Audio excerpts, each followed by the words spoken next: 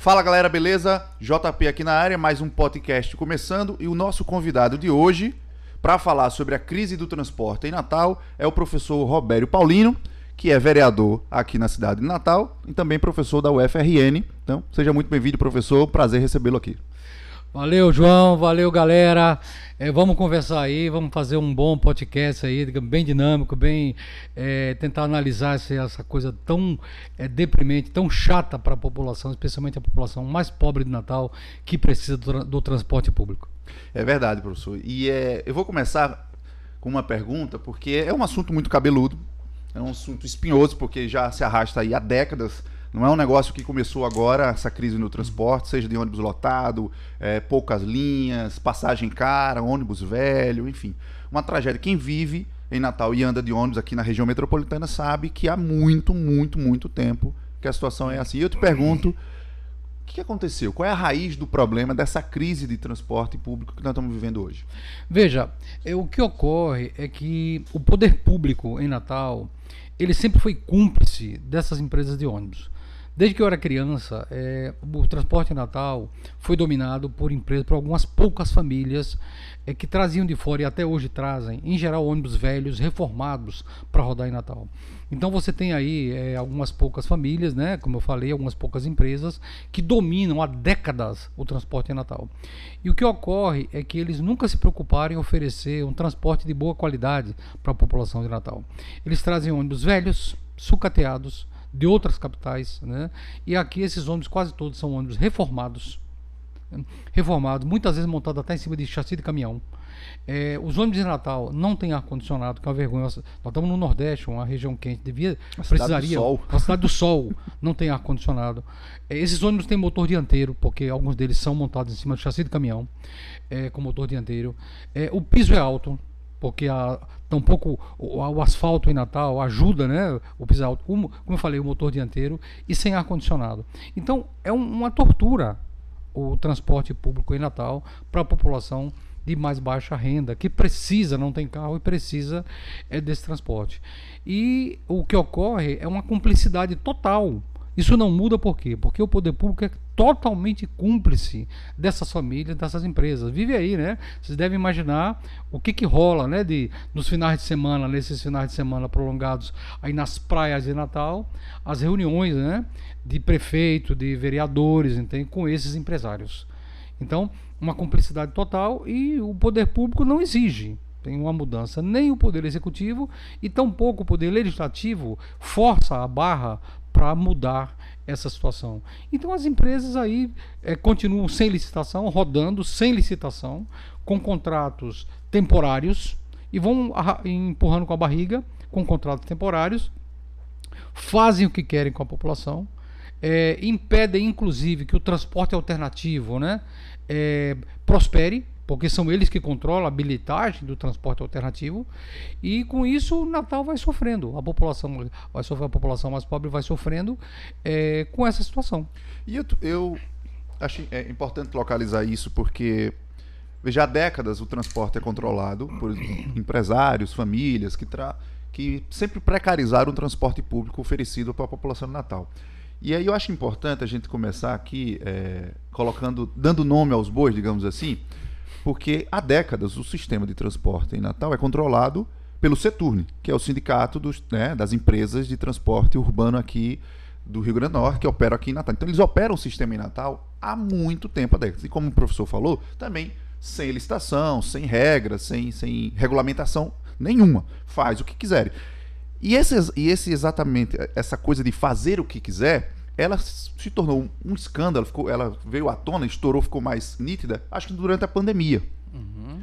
Durante a pandemia a gente teve uma crise grande em que os ônibus, você tinha que reduzir o número de passageiros, porque as pessoas, uma parte da população tinha que ficar em casa, outra tinha que sair para trabalhar, mas eles reduziram sem avisar ninguém, sem pedir autorização a ninguém, a frota de ônibus. As pessoas andavam no meio de uma pandemia, de uma doença que era transmitida pelo contato, né, próximo, pelas vias aéreas e tal.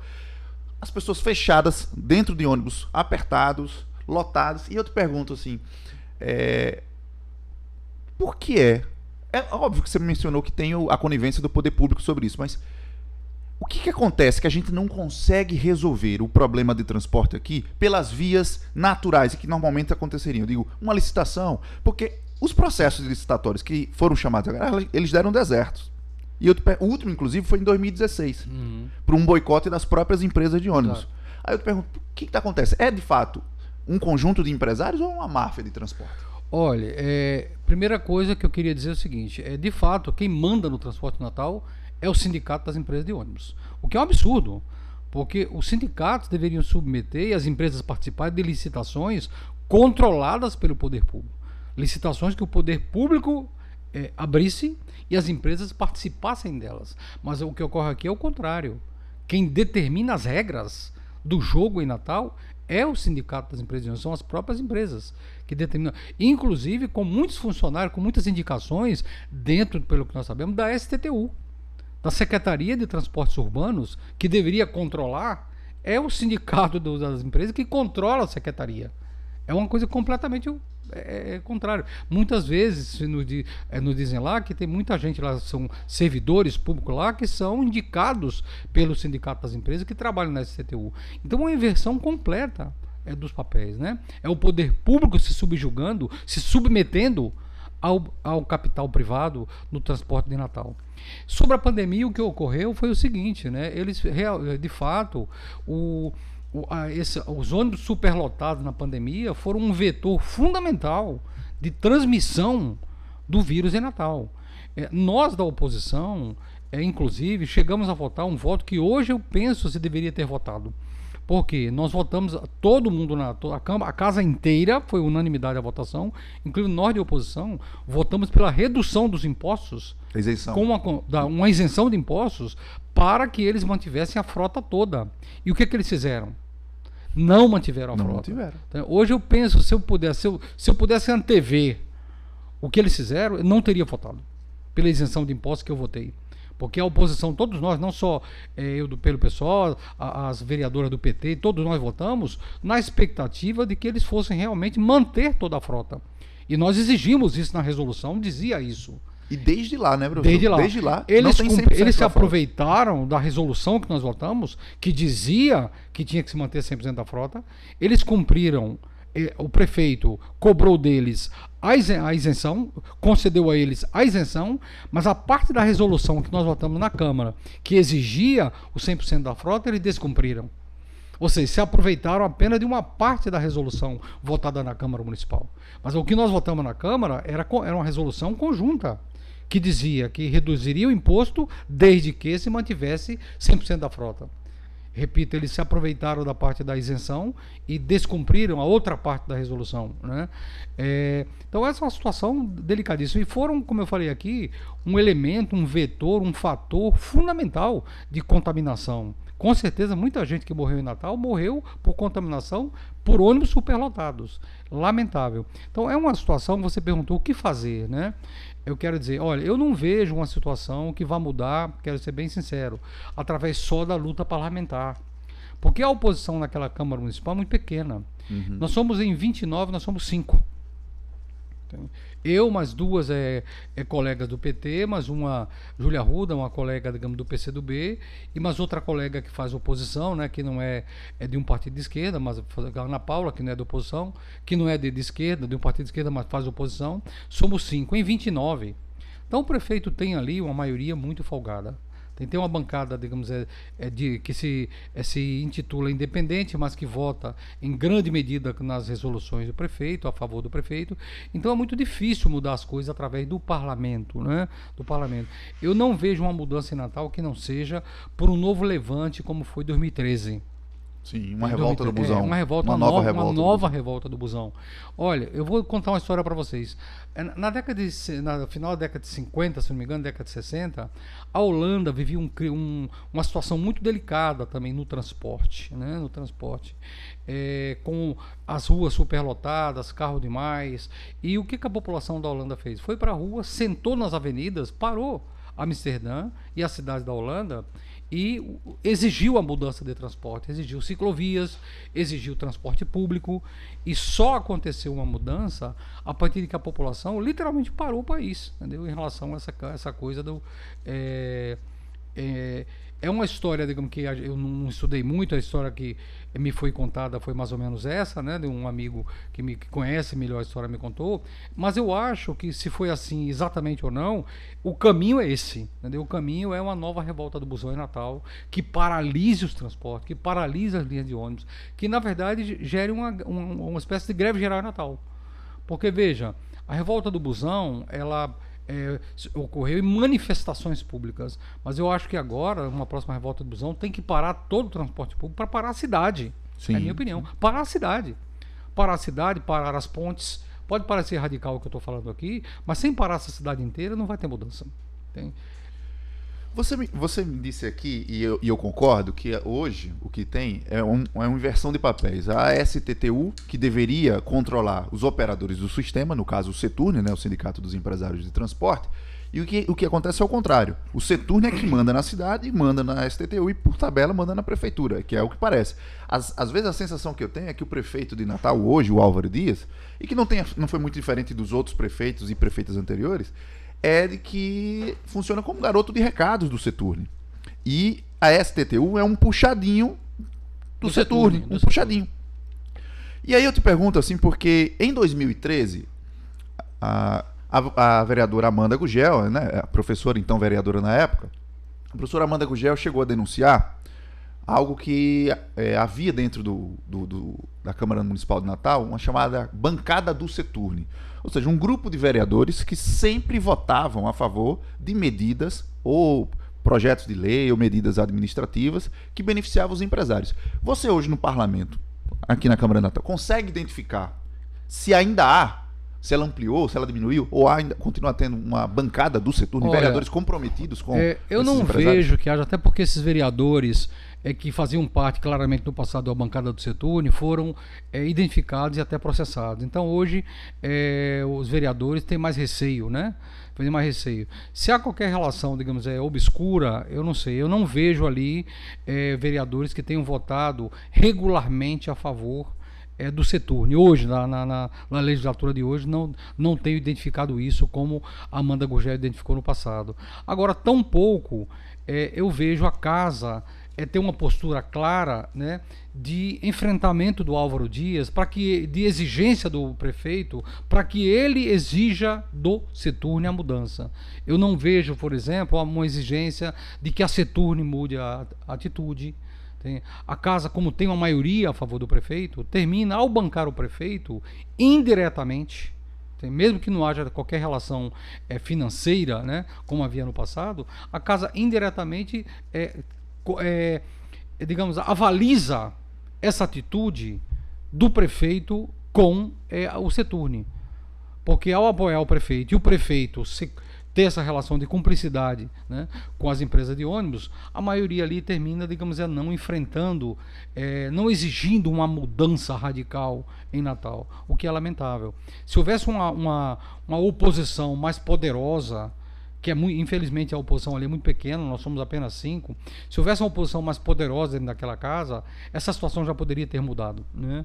Então o prefeito Álvaro Dias tem uma situação muito confortável dentro da Câmara Municipal, né? Uma maioria muito folgada, de quase mais de 15, né? E com os independentes que em boa medida votam com eles também, né? Votam com ele também.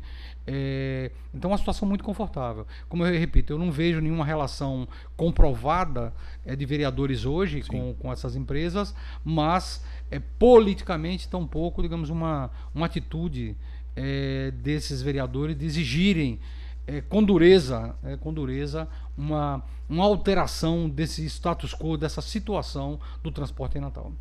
Eu te pergunto assim, tem alguma coisa que a Câmara Municipal, e aí eu não estou falando só da oposição, que é pequena, né, mas que tem cumprindo um papel importante nesse sentido, mas tem alguma coisa que legalmente a Câmara Municipal possa fazer diante da ingerência da Prefeitura em relação a isso? Porque às vezes dá a sensação de que todo o poder pertence, é controlado pelo prefeito, as decisões principais cabem a ele e os vereadores não teriam muito o que fazer. Eu estou te dizendo isso porque você apresentou um projeto na Câmara, que é um projeto de criação de uma empresa pública de transporte em Natal. E o parecer da comissão que avaliou o projeto do senhor foi um parecer contrário, dizendo que era um projeto inconstitucional. porque gerava despesas para o executivo que não pode fazer isso. Isso era algo bastante comum durante o mandato de Amanda ou qualquer outro vereador que apresentasse. Os vereadores do PSOL na época, o Sandro Pimentel e o Marcos, também apresentavam projetos nesse sentido. E os projetos morriam nas gavetas. Morriam nas comissões. Nas comissões, por conta disso. É inconstitucional, não pode. Então, assim, a sensação que tem é que o vereador não pode fazer muita coisa, a não ser que ele seja aliado do prefeito. Exatamente. O que ocorre hoje é que, minha opinião, né, que a Câmara Municipal, e aqui não é um problema dessa legislatura e tampouco desse mandato do prefeito, é que a Câmara Municipal assume um papel de submissão em relação ao Poder Legislativo, assume um papel de submissão em relação ao Poder Executivo. Isso não é de agora, repito que não é dessa legislatura. Tudo não pode, tudo é ilegal, tudo é inconstitucional. E tem muitas câmaras municipais pelo país afora que já acabaram com isso, né? Aqui, se você propõe qualquer coisa, né, como a criação de uma lei, como a criação de... o argumento é muito regular. Qualquer coisa que gere despesa para o município, aí eles dizem que não pode, entendeu? Os próprios vereadores dizem que não pode. Mas isso já não existe em muitas câmaras municipais pelo país afora. É uma atitude de autocensura da Câmara Municipal, né, de se auto-reduzir o seu poder. Isso é muito ruim, né? Muito ruim. Acaba amarrando a Câmara. Acaba amarrando, acaba reduzindo o papel que a Câmara Municipal poderia e deveria ter, né? A Câmara dizer que não pode criar nenhum gasto. E ainda mais para a oposição. De vez em quando ainda passa alguma coisa quando é um vereador da situação. Quando é um vereador da oposição, aí é na hora, aí se mata o projeto na hora. Exatamente. Com esse argumento que cria. Mas veja, esse projeto que você perguntou, o projeto da empresa pública, é um projeto que eu aprovei, eles não reprovaram, entendeu? O parecer foi negativo na comissão, sim, mas eles não aprovaram, mas aprovaram no plenário como indicação ao prefeito. Não aprovaram o meu projeto. O que, na verdade, vai dar na mesma coisa. Então, agora nós vamos para cima, vamos solicitar uma reunião com o prefeito para apresentar essa proposta, e eu vou convidar todos os movimentos sociais, sindicatos, DCE da UFRN, os centros acadêmicos, vou chamar todo mundo para essa reunião com o prefeito, para apresentar a proposta de criação dessa empresa. Eu não sei se o prefeito vai nos receber para isso, mas nós vamos solicitar uma audiência para fazer um chamado para fazer isso. Chamado, por quê? Essa empresa não vai sair se não houver, entendeu, uma pressão muito grande. Eu repito, tem muita gente que fala, né? Alguns vereadores falam, mas isso está acabando, não pode ter empresa pública, porque a empresa pública é ineficiente. Não é verdade. Você vai na Europa inteira, olha, o país, esses dias eu falei na Câmara, o país sede do liberalismo econômico é a Grã-Bretanha, a Inglaterra. Eu estive fazendo um pós-doutorado em 2019 em Londres, e a empresa de transporte de Londres é pública. Londres. Você vai a Paris, a empresa é pública. Praticamente em toda a Europa, as empresas de transporte são públicas. Não tem empresas privadas de transporte nas capitais europeias, quase nenhuma. Entendeu? Em Londres, repito, a empresa é pública. O metrô de Londres é público. E aqui a Câmara Municipal fica se autocensurando, dizendo que não pode criar uma empresa pública. O que é curioso, sabe, professor? Porque, veja, dizer que empresas públicas são ineficientes... a gente conversa bastante aqui entre os meninos na Poti Comunicação, porque nós fazemos uma campanha para o Sindicato dos Petroleiros do Rio de Janeiro, que chama em defesa da Petrobras, 100% pública e estatal. E uma das principais coisas que se diz sobre a privatização é que tem que privatizar porque as empresas públicas o que é público seria ineficiente, o que é estatal não presta e, portanto, o que seria eficiente, produtivo e para trazer o serviço de qualidade seria o setor privado. O que me parece que é justamente o contrário. Justamente o contrário. Então, o principal argumento de quem quer privatizar é isso, é dizer que o que é público não funciona para você poder legitimar a privatização. Sabe o que é mais curioso? É que quando você tem uma empresa pública, se ela é ineficiente e você quer privatizar, quem que danado vai comprar uma empresa pública que não dá lucro, que é ineficiente, que não funciona? Mas eles querem comprar. É o caso da Petrobras, é o caso da Eletrobras, da Vibraz e tal. Aí, esse é um argumento que vai pelo ralo assim em 5 minutos de conversa. Fácil. Mas aí, sobre a questão do transporte, eles dizem assim, ineficiente, o setor público, não dá para gerir uma empresa de transporte público. Eu vou me pegar na Constituição, eu queria que você comentasse um pouco sobre isso, porque a Constituição do nosso país, a de 88, ela determina, inclusive, que saúde, educação e transporte são serviços essenciais que devem ser oferecidos pelo Estado. A gente vive problemas na saúde e na educação por falta de investimento, porque desde a de 88 foi garantido no papel, na lei, mas Na prática não é. na prática não foi garantido o financiamento. Então a gente vive, na verdade, um subfinanciamento. E tudo que é governo, entra governo, sai governo, vai beliscando um pouquinho para piorar a situação. Qual a tua opinião sobre isso? Esses serviços essenciais que hoje são previstos na Constituição, eles devem ser 100% público, controlado pelo Estado? 100%. Como é que você acha Olha, que é vou isso? dar um exemplo para vocês.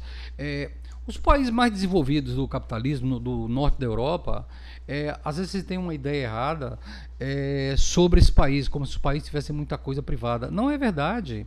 Você pega uma Finlândia, você pega uma Suécia, você pega os países Noruega, esses países têm praticamente 45%, 50% do PIB formado por empresas públicas. Às vezes tem países com mais, agora depois da onda neoliberal, a partir da década de 80, caiu para casa de 40, 45.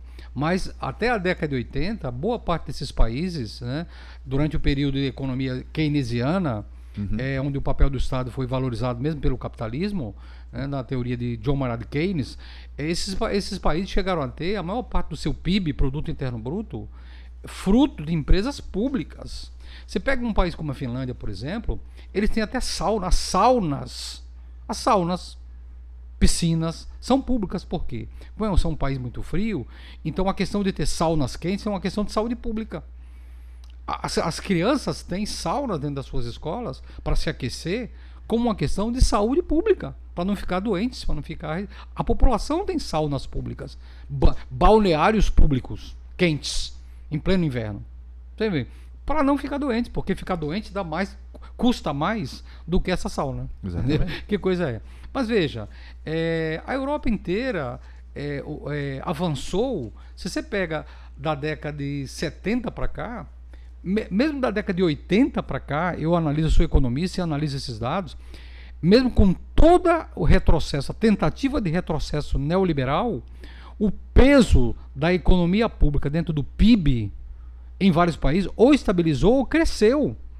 Um país como a Inglaterra, num país como a França, o valor do PIB, da produção pública dentro do PIB, do Produto Interno Público, ou se estabilizou ou mesmo continuou crescendo. Por quê? Porque os serviços públicos continuaram crescendo. Eu quero dar um exemplo agora nessa pandemia. Vocês imaginem, aqui em Natal, e no país todo, uma vacina numa empresa privada, Nossa, é 300, 400 reais. Vocês imaginem se as pessoas, as famílias pobres aqui em Natal, no Brasil inteiro, ou no mundo todo, tivessem que pagar 300, 400 reais, 50 ou 100 dólares por cada dose de vacina contra a Covid. Essa pandemia não teria acabado até agora. As vacinas, quem foi que deu a vacina? Foi o setor público. Foi a saúde pública. Sai muito mais barato vacinar a população com vacina paga pelo setor público. O setor privado até disse que ia produzir vacinas, mas não ia vender por quê? Porque ia produzir o quê? Ia cobrar 300 reais para vacina. Qual é a família que ganha salário mínimo? Que pode pagar 200, 300, 400 reais por uma vacina. E hoje quase todos nós tomamos 3, 4 vacinas. Agora vem a quinta. Impossível. Então, em países muito pobres, especialmente em países muito pobres, como os países latino-americanos, o papel da saúde pública, o papel da educação pública são fundamentais. 70% da população brasileira não pode pagar educação pública. 80% da população brasileira ou mais não pode pagar convênio médico. Essas pessoas, quando ficam doentes, vão para onde? A gente deixa morrer no meio da rua, é isso?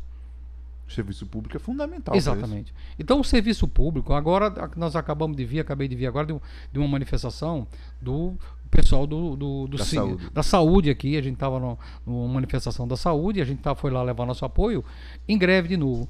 E um trabalhador me dizia: olha, professor, eu não sei o que fazer mais, porque eu recebo um salário mínimo, minha conta de luz aumentou de 120 para 144 reais e não fecha a minha conta. Entendeu? Eu tenho um filho, entendeu? Tenho uma esposa, não fecha a conta. Entendeu? Não fecha a conta em 30, 40 reais. Entendeu? Uma coisa deprimente você escutar isso. E um senhor, uma pessoa, enfermeiro de 40 anos. né, ganhando salário mínimo.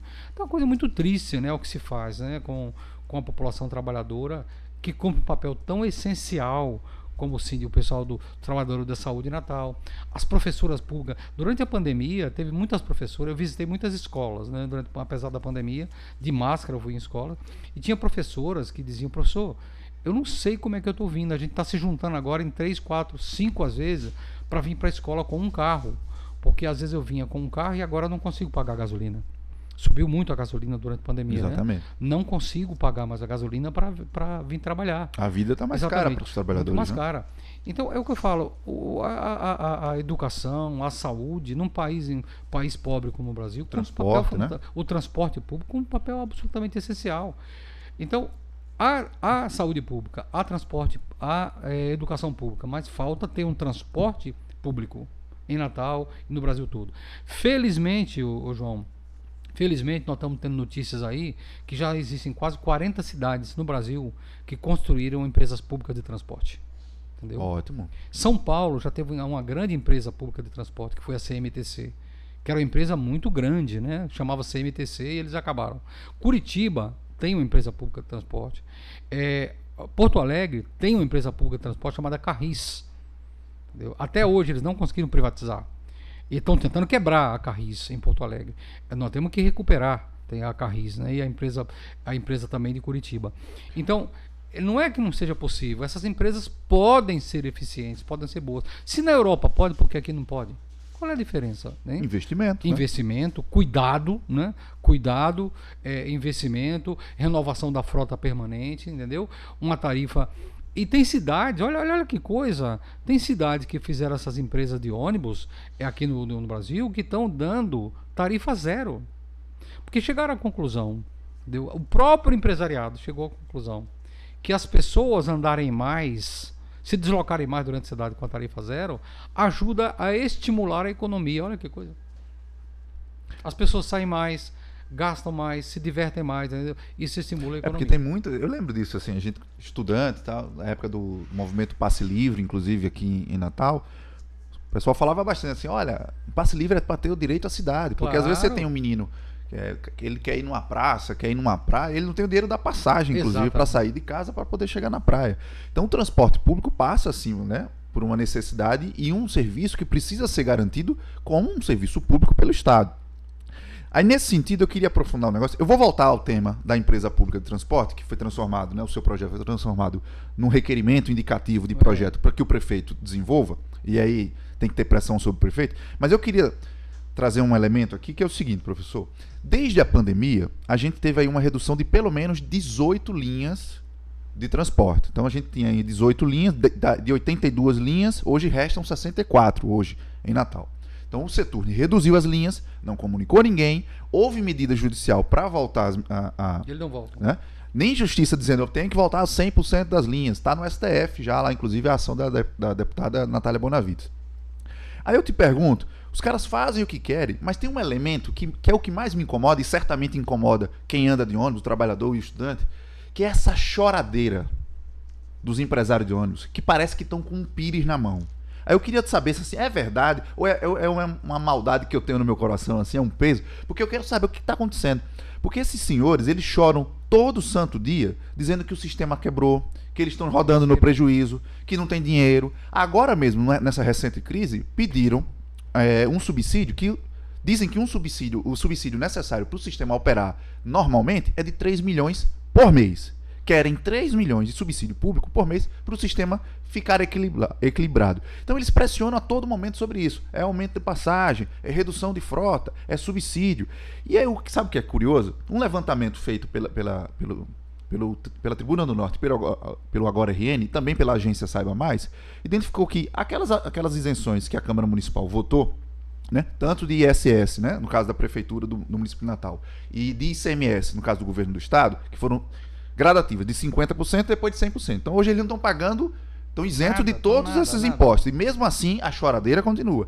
Só que essas isenções, elas deram uma economia gigante para as empresas. E eles continuam dizendo que estão no prego. Aí eu te pergunto, professor, Esses empresários de ônibus, assim, eles estão fazendo uma boa ação, são franciscanos que fizeram um voto de pobreza e estão fazendo um serviço, uma caridade para o povo brasileiro, ou estão escondendo dinheiro? Mentira, isso é mentira. Olha, primeiro é o seguinte, pelo serviço que eles apresentam para Natal, e pela qualidade do serviço, a tarifa aqui está cara.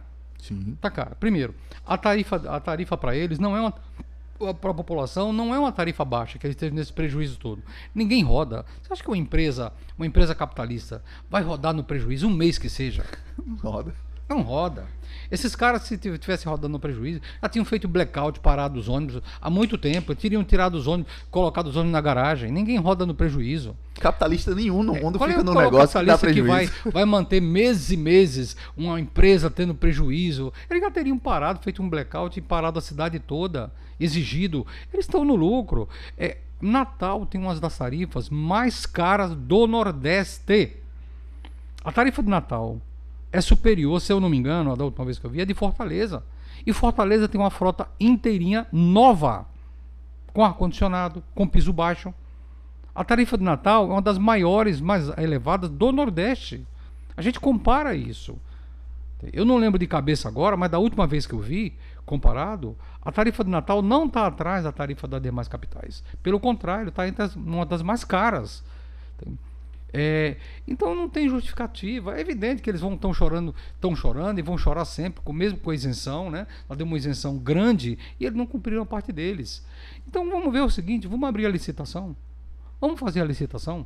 Se eu faço um desafio aqui, se esses caras estão no prejuízo, por que não abrem as planilhas?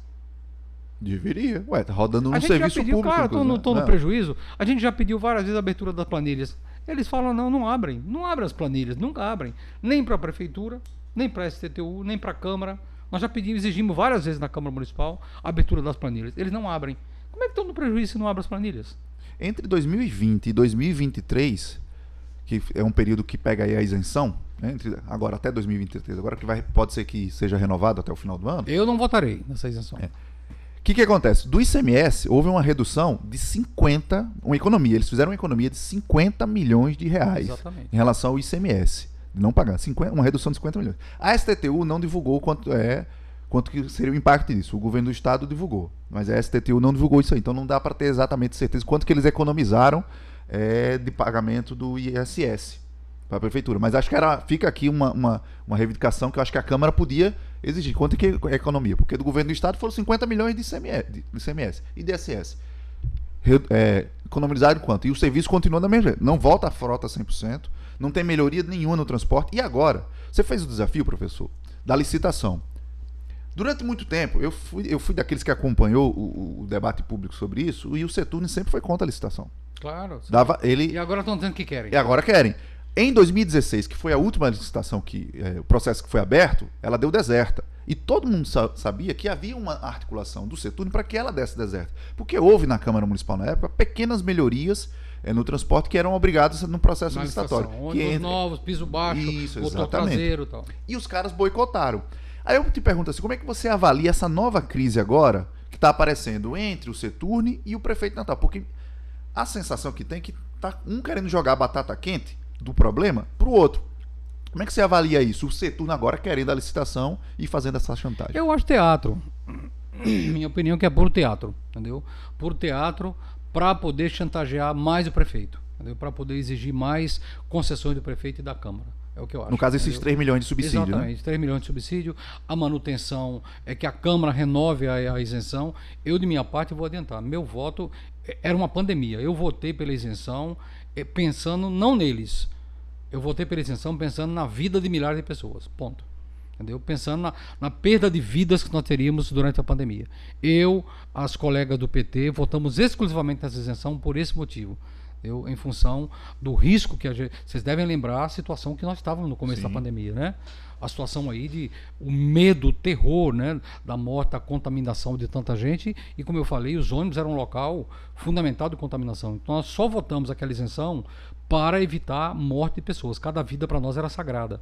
Mas agora eu não voto mais, entendeu? Sem uma renovação completa da frota, sem uma mudança completa desses ônibus, sem abertura das planilhas de cursos, sem licitação, eu não votarei mais isenção para o setor. E vou chamar os colegas da oposição a não votarem. Eu acho que nós não vamos votar, a oposição não vai votar. E espero que a maioria não vote, tá certo? Que a maioria da Câmara não vote. É isso, é lamentável, como você falou, é uma choradeira, tá certo? Uma choradeira danada, mas eles não estão no prejuízo. Repito, nenhuma empresa roda no prejuízo muito tempo. Se tivesse, teriam parado. Não, eles estão rodando com a frota velha. É uma situação delicada, porque veja, Natal não tem renovação da frota há muitos anos, a frota tem reduzido, né? A frota está se reduzindo.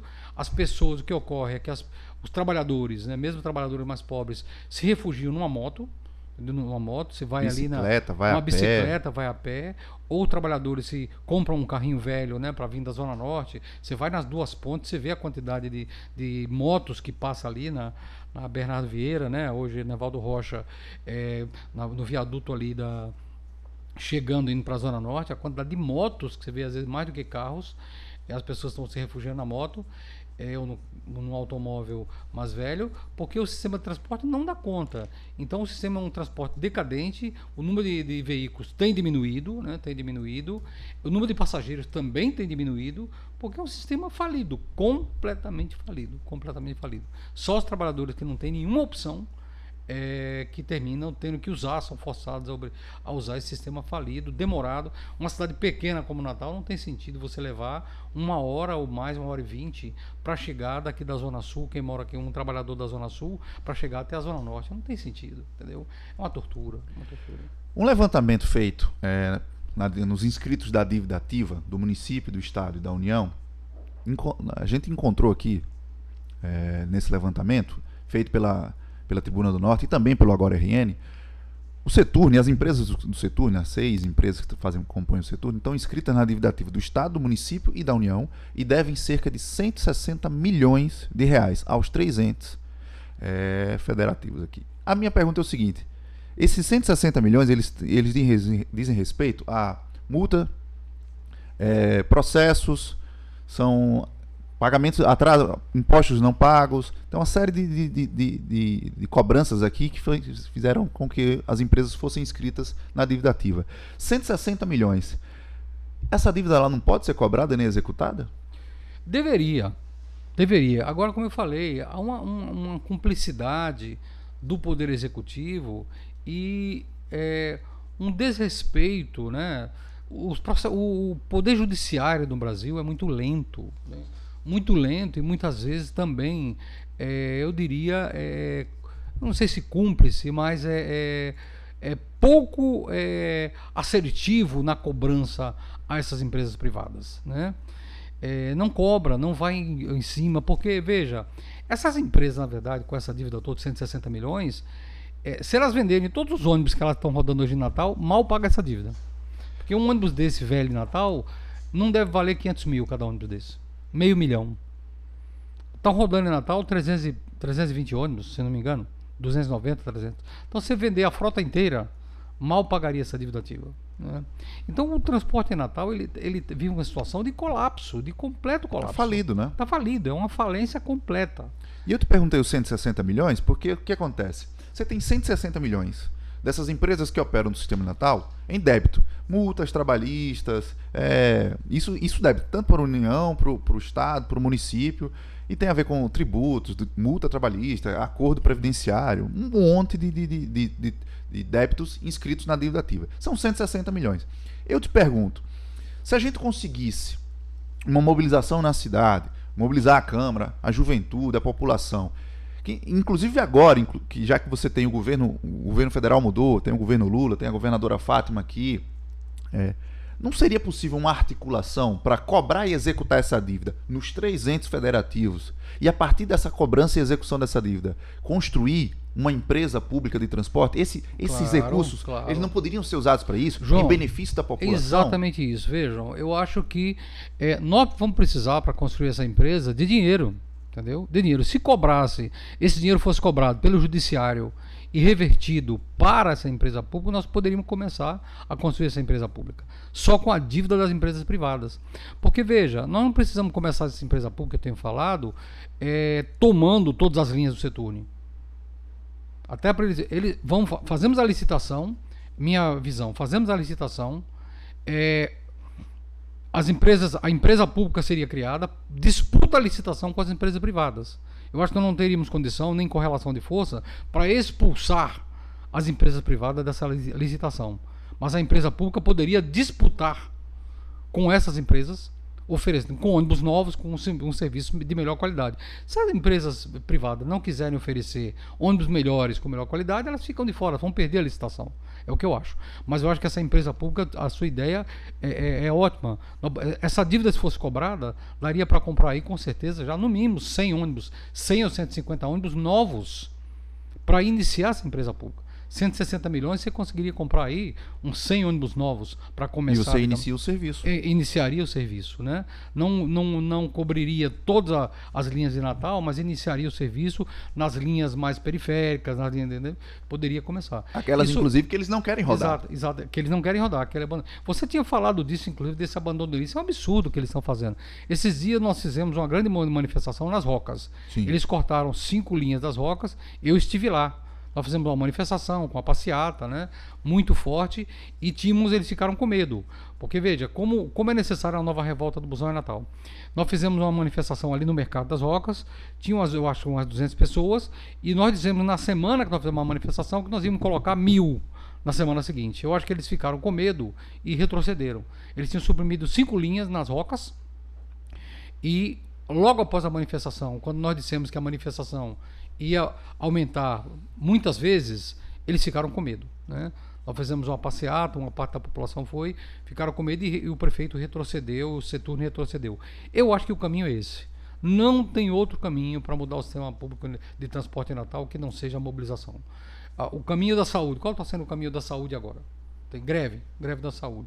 Qual está sendo o caminho no mês passado, dos professores? Greve para a educação. Eu acho que o caminho para mudar o transporte em Natal é o caminho da luta, é o caminho da luta social. Infelizmente, eu acho que a população não percebeu isso ainda. E a juventude muitas vezes luta, mas a última luta forte foi em 2013, nós já estamos em 2023, faz 10 anos. Eu acho que a hora de uma nova revolta do busão já passou. Entendeu? Precisa vir rápido. Porque nós estamos na iminência de uma explosão mesmo do exatamente. sistema completo. O sistema está falido, está colapsado. O sistema está em colapso. Eu acho que passou da hora de ter uma nova revolta do busão, que envolva não só a juventude, mas que envolva toda a população, as associações de bairro, o sindicato de trabalhadores, a unidade, porque a revolta do busão envolveu muito mais a juventude, os jovens, né? Os jovens. Eu acho que agora os sindicatos dos trabalhadores têm que tomar essa bandeira. Porque boa parte da base, por exemplo, Sindisaúde, boa parte da base do Sindisaúde usa ônibus, os trabalhadores usam. Boa parte dos trabalhadores do serviço público em Natal, né?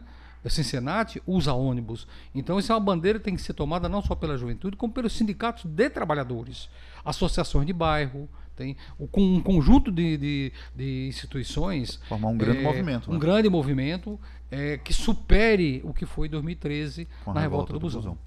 Deixa eu aproveitar, porque o professor Robério também, além de estar conversando com a gente sobre transporte, é vereador, né, mas também tem como área de interesse o debate da questão ambiental. Isso. E eu queria trazer isso aqui porque a gente roda com ônibus, não só os ônibus velhos, mas os ônibus que a gente tem hoje são movidos a diesel.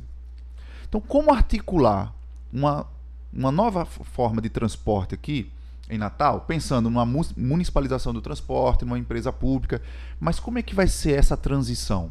A gente vai manter ônibus movidos a diesel, combustível fóssil, poluente? Eu estou te perguntando isso porque há muito tempo se debate um projeto de mobilidade urbana, um redesenho do sistema de transporte aqui, que inclusive a prefeitura, né, contratou uma empresa para fazer uma assessoria, um redesenho de transporte por R$500 mil e até agora não foi apresentado. Foi entregue à prefeitura, mas não apresentou. Mas eu te pergunto isso porque é preciso pensar novas formas de transporte, de articulação entre a cidade, né, entre a Natal e a região metropolitana, mas não seria necessário pensar em outro modal, numa transição para pensar um modal metroferroviário? Porque desde os anos 70, que lá na Europa não se fala mais em rodovia para transporte. é metrô, é trem. Natal não pode pensar nisso? João, eu queria falar antes da questão ambiental que nós estamos tratando. Depois eu respondo isso diretamente à sua pergunta. Olha, nós acabamos de fazer aí, eu quero convidar todos vocês, a primeira conferência Potiguar do Clima, né? Estive à frente, né? O pessoal me chamou de presidente honorário da conferência. Nós tivemos uma conferência com quase 650 representantes de municípios. Eu fiquei muito feliz porque foi uma coisa que eu não esperava que tivesse uma adesão tão grande, né? E nós tivemos aí uma conferência gigantesca, né? Apoiada pelas 4 universidades públicas do estado, pelo Ministério Público, pelo Tribunal de Justiça, pela Câmara Municipal do Natal, pelo IDEMA, Governo do Estado, e Federação dos Municípios. E agora nós vamos partir, a principal resolução, olha que coisa, a principal resolução dessa conferência é o plantio de 5 milhões de árvores no sertão. Isso não é qualquer coisa. O Rio Grande do Norte vai dar um exemplo para todo o país e para o mundo. E para isso, não é 5 mil, gente, não estou falando de 5 mil, nem de 50 mil, nem de 500 mil. Estou falando de 5 milhões de árvores no sertão. E para isso nós vamos construir viveiros. Nós temos um viveiro lindo que eu quero deixar o convite aqui para todos vocês que quiserem conhecer. Todo sábado a gente se reúne ali na UFRN, no campus central da UFRN, todo sábado, por trás do Xixila, do CCHLA, a gente se reúne para produzir muda. Tem um café coletivo, para qual eu quero convidar todos vocês, né? E depois a gente senta a pôr na produção de mudas, né? De milhares de mudas, todo sábado a gente produz. Mas isso para arborizar mais a área urbana, para arborizar Natal, nós estamos plantando, a prefeitura não faz, mas nós estamos plantando 50 mil árvores em Natal. Agora a prefeitura começou a se mexer, nós conseguimos fazer com eles uma parceria, né, com a secretária Daniela Mafra, que tem feito uma parceria conosco, começou a plantar, né. Mas a gente está fazendo aí, além dessa parceria, agora uma parceria com a Federação do Município. Vamos montar, a proposta é montar um viveiro em cada município do estado. Nosso sertão está virando deserto, há um processo de desertificação muito rápido. Ou a gente corre contra o tempo, ou muitas áreas vão virar deserto e depois uma situação de desertificação irreversível, né? Então, é isso. Agora, indo direto à sua pergunta, exatamente, nós não podemos continuar na Idade da Pedra. Natal no passado já teve bondes, entendeu? Teve bondes, né? E parece uma coisa antiga, né? Aqueles bondes que andavam com fio elétrico. Pois bem, como você falou, a Europa inteira, em Londres, eles estão voltando a ter o transporte todo elétrico. Em Paris, os trólebus andam em cima de 2 trilhos com motores elétricos. Aquele trilho está eletrizado e você tem um motor ali elétrico circulando. Você vai no Rio de Janeiro hoje, já tem um trem que vai ali na região do Porto do Rio de Janeiro.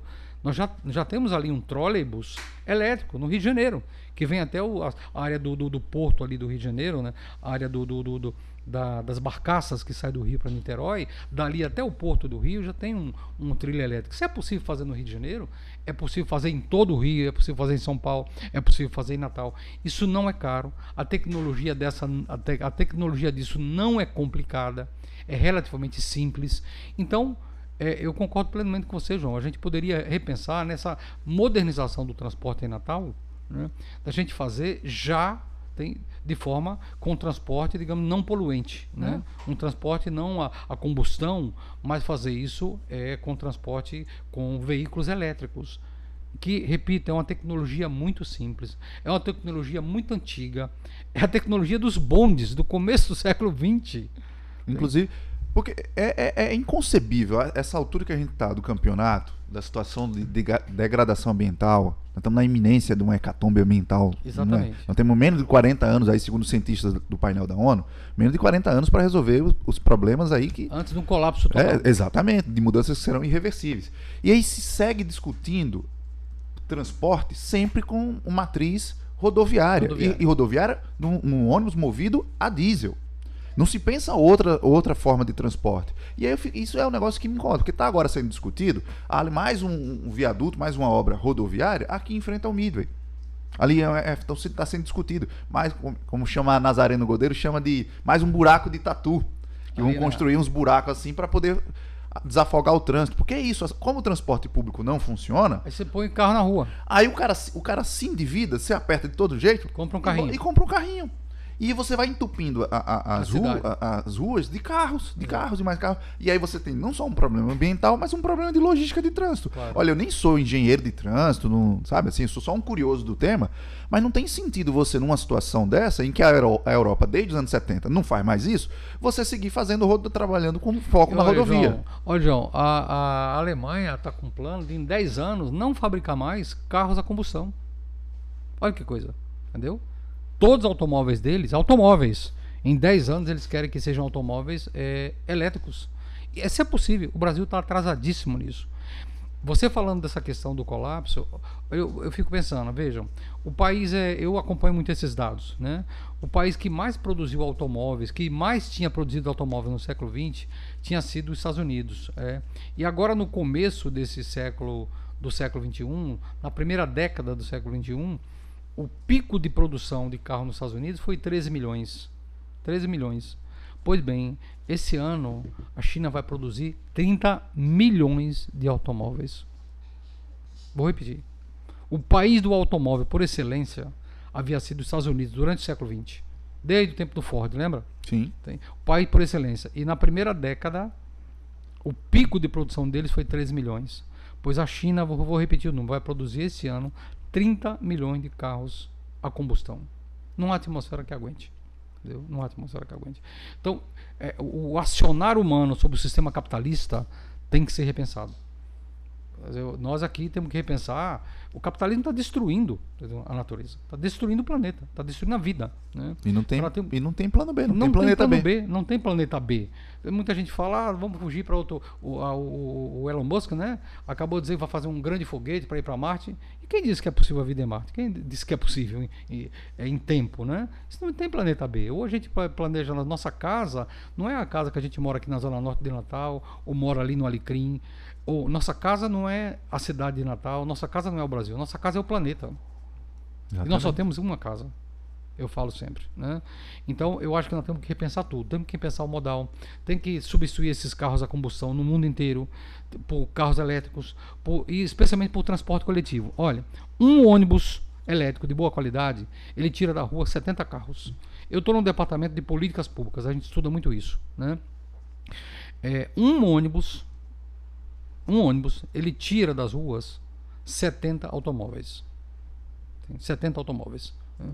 E quantas pessoas em média andam nesse carro? 2 pessoas em média por carro. Então, veja aí, a quantidade de pessoas que ele pode transportar, mas desde que sejam ônibus confortáveis, ônibus seguros, né? É que as pessoas queiram andar nesse transporte. Porque muita gente, se você tiver um transporte de boa qualidade, um ônibus que não tenha ser barulhento, que seja um ônibus frio, com ar-condicionado, motor traseiro, entendeu? Tudo isso, as pessoas podem deixar o carro em casa e optar por ir de ônibus para trabalhar. É isso que hoje você vê na Europa. Muitos juízes, eu tenho acompanhado, hoje, você pega um país como Holanda ou um país como Suécia, 50% das pessoas não é nem de ônibus elétrico, 50% das pessoas estão indo trabalhar de bicicleta. O que as pessoas fazem? Eu estava vendo a história de um juiz esses dias na Suécia. Juiz da máxima corte. O que ele faz? Ele sai da casa dele, ele pega a bicicleta, ele vai até a estação de trem para ir até Estocolmo. Ele trabalha no centro de Estocolmo. Eu estava lendo a história dele. Então ele vai de bicicleta, um juiz da máxima corte. Sai da casa dele de bicicleta, vai até a estação, pega o trem e vai até o local de trabalho dele em Estocolmo. E quando ele sai para almoçar, para alguma coisa no centro de Estocolmo, ele também anda às vezes de bicicleta. Entendeu? Porque tem ciclovias seguras no centro das cidades europeias. Ou seja, Natal sequer ciclovias tem. Natal tem ciclofaixas. Se você der bobeira, você é atropelado por um ônibus. Por esses ônibus velhos aí, vários ciclistas ali, você pega... Der bobeira, o setor não atropela você. O setor não atropela você, né? Mesmo as pessoas, né, com carro, o trânsito em Natal é muito bruto, a quantidade de bicicletas que tem penduradas ali no começo, né, da pista ali que vai para Pirangi, é uma coisa impressionante, né? O motorista não respeita, ele deveria respeitar o ciclista, né? Porque o ciclista amanhã pode ser você, ou seu filho, né? É lamentável. Mas eu concordo com você, voltando ao assunto, eu acho que a gente tem que pensar na mudança do modal. Sim. Entendeu? Modal de substituir esses carros todos a combustão por veículos elétricos, seguros, confortáveis, para que as pessoas evitem comprar um carro ou deixem o carro em casa.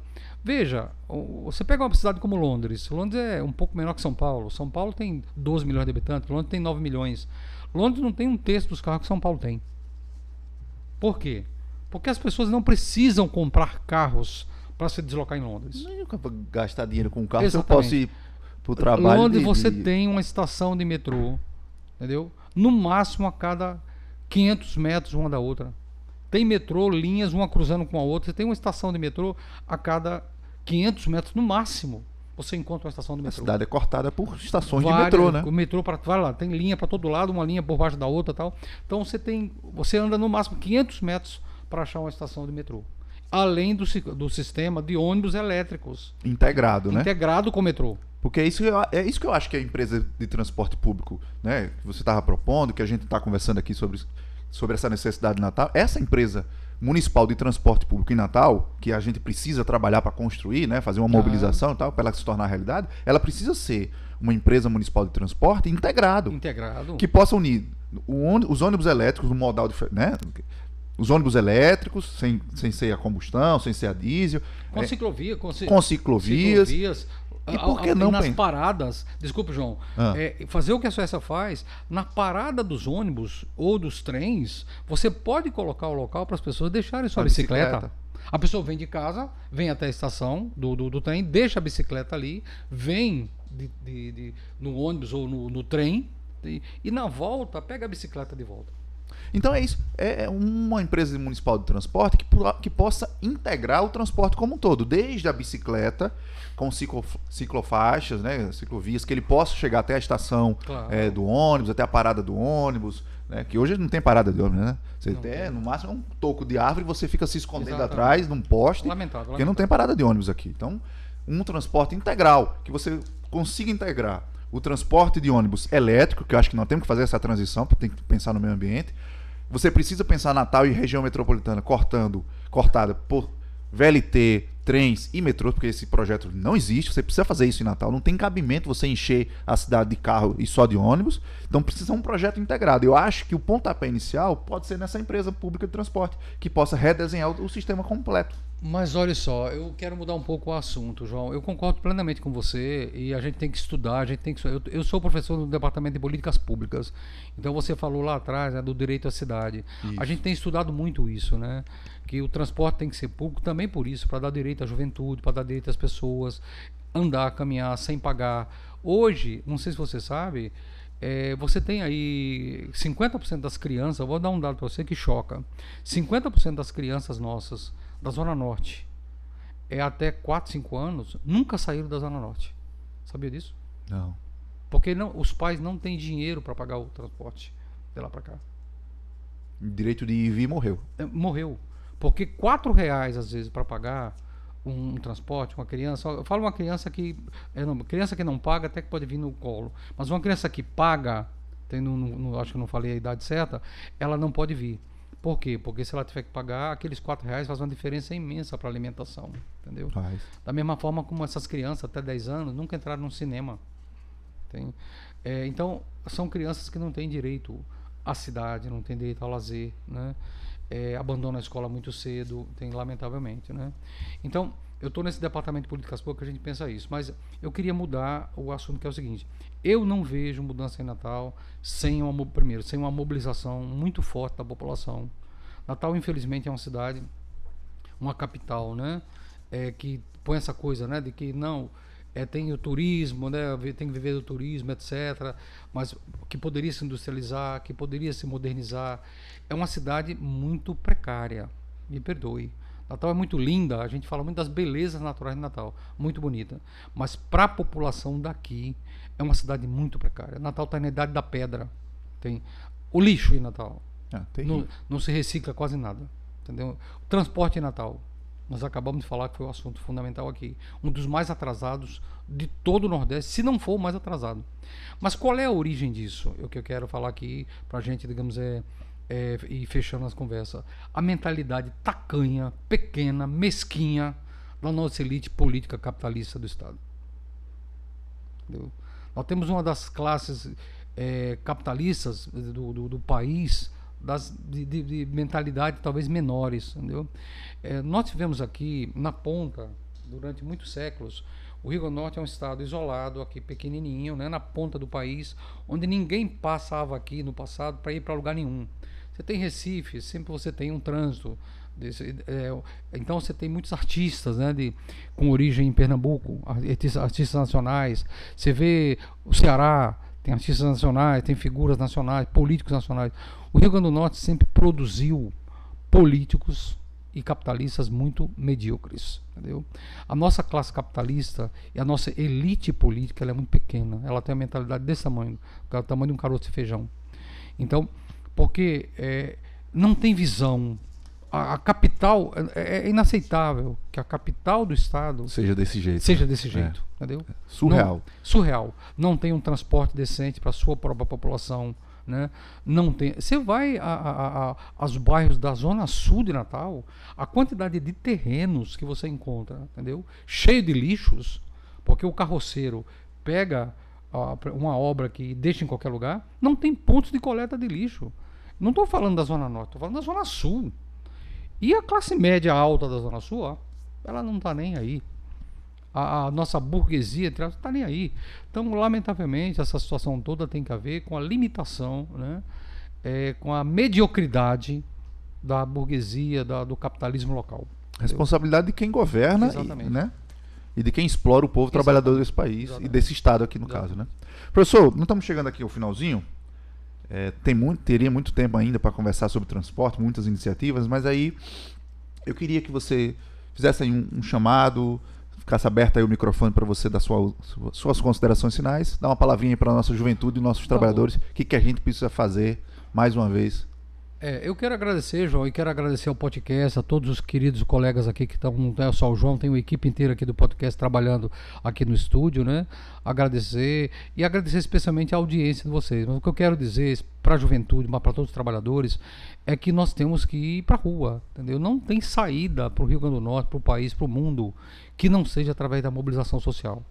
A gente pode gritar, eu posso espernear na Câmara. Hoje me ligou uma senhora, João, ela disse: professor, pelo amor de Deus, resolva a situação do salário do meu filho, ele está com o salário atrasado há 3 meses. Eu falei: senhora, eu faço o que eu posso, mas a minha força na Câmara Municipal, como da Amanda Gugel, para resolver as coisas, é muito limitada.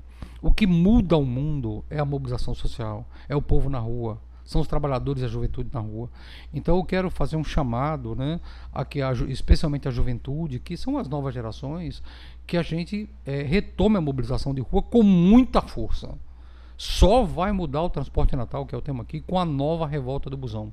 Uma revolta do busão mais poderosa do que foi em 2013. E agora com direcionamento correto. Porque 2013 começou, mas depois terminou tomando um curso errado, mas para a direita, né? Curso errado para a direita, contra a esquerda, o que foi muito ruim e ajudou, inclusive, contraditoriamente. Foi muito positivo no começo e no final terminou tomando um caráter contra o governo da presidenta Dilma, né? Eu não defendi o governo da presidenta Dilma, mas a gente viu ali que teve setores de direita, inclusive, que nos hostilizaram. Os partidos de esquerda, com vários partidos de esquerda, nós somos hostilizados ali em algumas daquelas manifestações por setores de direita que entraram nas manifestações.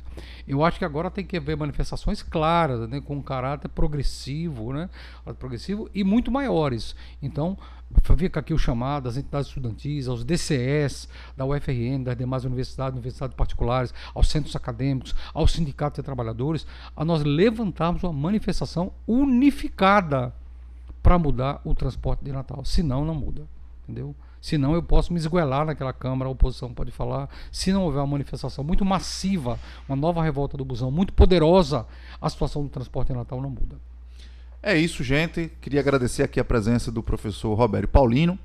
Papo muito bom sobre transporte. Tá dado o recado, é isso, né? Vamos tomar as ruas, uma nova revolta do busão. A gente se vê por aí e fora Seturne. Muito obrigado aí pela audiência de vocês e até o próximo podcast.